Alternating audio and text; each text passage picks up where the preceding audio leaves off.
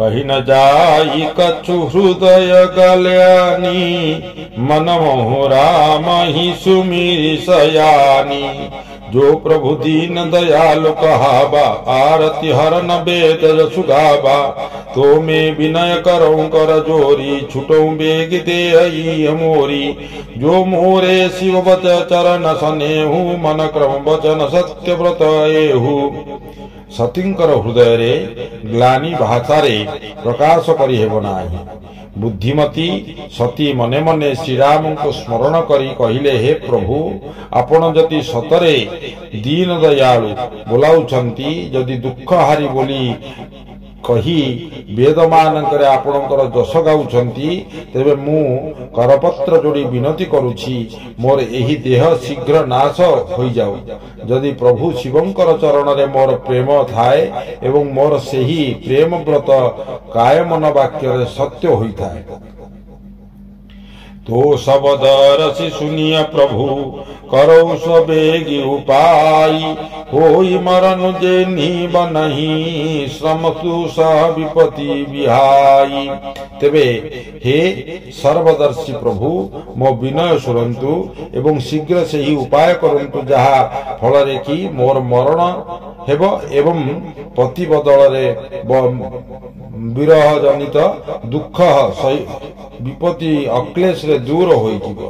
एही विधि दुखित प्रदेश कुमारी अकथनीय दारुण दुख भारी। बाते सबत सहस सती सतासी तजी समाधि शंभु अविनाशी। दक्ष कन्या सती एही परि अकथनीय दारुण दुख रे अभिभूत होई दिन कटाई बाको लागे। सत्य 87,000 वर्ष अतीत हेबा परे अभिनेश्वर शिव समाधि है। राम नाम शिव सुमिरन लागे जाने सती जगत पति जागे। शंभु पद पदनु कीना सन्मुख शंकर आसनु दीना। शिव राम नाम स्मरण करिबारु लागिले सती बुझीगले जे जगतपति शिव समाधि उठिले से जाई शंकरंकर पादरे प्रणाम करिबारु शिव तांको सम्मुखरे बसिबाकु आसन देले। लागे कहन हरि कथा रसाला दच्च प्रजेश भयते ही काला। देखा विधि विचारी सब लायक दच्च ही कीर्णि प्रजापति नायक। भगवान शंकर श्री हरिंकर रसमयी कथा कहिबाकु लागिले। सेतेबेलकु दक्ष प्रजापति होइथिले। दक्षंकु सकल प्रकार योग्य विवेचना करी ब्रह्मा तांकु प्रजापति मानंकर राजा करि दैथिले। बड़ अधिकार दच्छ जब पावा अति अभिमनु हृदय तब आवा। नहीं को अस जनमा जग माही प्रभुता पाई जाई मद नाही। किंतु उच्च अधिकारी पाई दक्षंकर मनरे अत्यंत अहंकार जात होइथिला। पृथ्वी रे एपरि केही जन्म होई नाही जे कि प्रभुत्वर अधिकारी होई मध्य मदगर्वी न होइछि। जच्छलिए मुनि बोली सब करन लगे बड़ जाग। नेवत सादर सकल सुर जे पावत मख भाग। समस्त मुनि ऋषि को आमंत्रण करि आनी दक्ष गोटिए विशाल यज्ञ आरंभ कले। जो देवता माने यज्ञ भागर अधिकारी सेमानंकु से समादर रे निमंत्रण कले। किन्नर नाग सिद्ध गंधर्वा मधुर्न समेत चले पुर सरवा। विश्व विरंची महेशु विहाई चले सकल सुर जान बनाई। निमंत्रण पाई किन्नर नाग सिद्ध गंधर्व एवं अन्यान्य देवता निज निजर पत्नी मान को संगरे नहीं सेठाकु यात्रा कले। ब्रह्मा विष्णु महेश्वरंकर छड़ा अन्य समस्त देवता निज निजर वाहन चढ़ी सेठाकु चलिले। सती विलोके व्याम विमाना जात चले सुंदर विधि नाना। सुर सुंदरी करही कलगाना सुनत श्रवण छुटही मुनि ध्याना।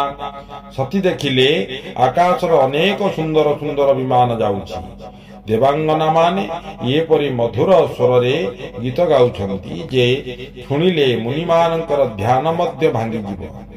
पूछे तब शिव कहु बखानी बखानी सीता यज्ञ सुनी कछु हरसानी जो महेश मई आय सुदो देनी कछु दिन जाई रहो मिस यही देवता माने केउठी जाइछंती बोली पचारिबारु शिव सीत सती को सबु कथा बुझाई कहले बापा यज्ञ करुछंती सुनी सती टिके आनंदिता होई गले एवं भाबिले यदि महादेव अनुमति दियंते ताहले सेही आळरे किछि दिन जाई से बापांको घरे रहि आसंते पति परित्याग हृदय दुख भारी कहन निज अपराध विचारी बोली सती मनोहर बानी भय संकोच प्रेम रस सानी पति परित्यक्ता होइथिबारु सतींकर हृदय दुखरे भाराक्रांत होई जाउथिला किंतु निजर अपराध हृदयंगम करी से किछि कहि पारु नथिले शेषरे से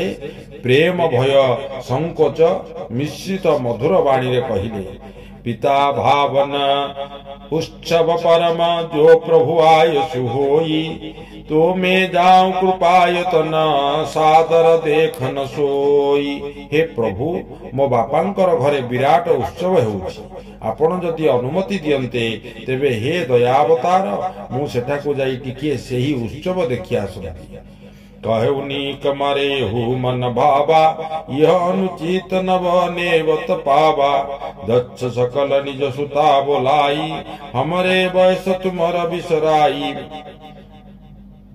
शिव कहिले तुमे भल प्रस्तावटीए देइछ प्रस्तावटी मो मन को भी पाइछि किंतु तो निमंत्रण करि नाहंती तेनु तुमको पठाइबा ठीक हेबो नाही दक्ष तांकर सबु झियों को डाकिछंती किंतु मो प्रति वैर भाव रखिबारु तुमको डाकिबारे अवहेला करिछंती।